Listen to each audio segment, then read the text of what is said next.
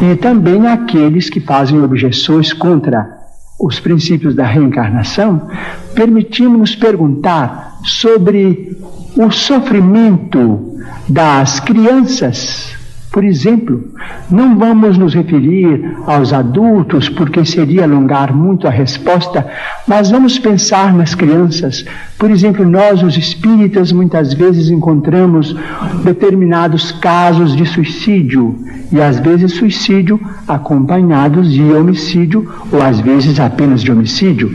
Mas vamos encontrar esses problemas do complexo de culpa levado para além desta vida, e depois esse complexo de culpa renascido com aquele que é responsável por ele através de sofrimentos que só podemos entender através da reencarnação.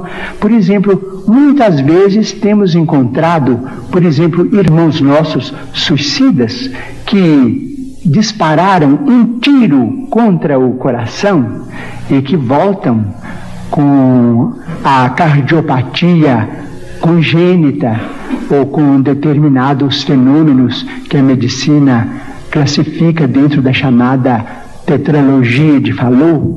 Nós vemos companheiros que quiseram morrer voluntariamente pelo enforcamento e que voltam com a paraplegia infantil, comumente chamada de enfermidade de Little. Nós vemos muitos daqueles que preferiram o veneno e que voltam com malformações congênitas, com problemas miopáticos, com o mixedema, aqueles que às vezes violentam o próprio ventre e que voltam também sofrendo as tendências e que às vezes acabam se desencarnando com o chamado infarto mesentérico. Nós vemos, por exemplo, aqueles que preferiram morrer pelo afogamento para se retirarem da vida num ato de rebeldia contra as leis de Deus. Temos, por exemplo, aqueles que preferiram o afogamento e que voltam com o chamado enfisema pulmonar. Aqueles que dispararam tiros no próprio crânio e que voltam com tantos fenômenos dolorosos, como, por exemplo, a idiotia, a acromegalia, quando o tiro, vamos dizer, quando o projétil alcança a hipófise, porque nós estamos em nosso corpo físico subordinado ao nosso corpo espiritual.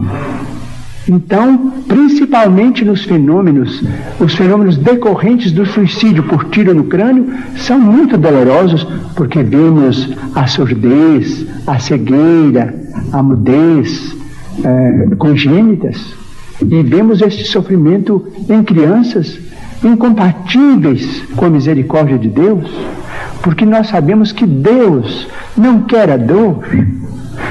Diz Emmanuel, se Deus quisesse a dor, Ele não teria nos dado anestesia através da medicina. A dor é uma criação nossa.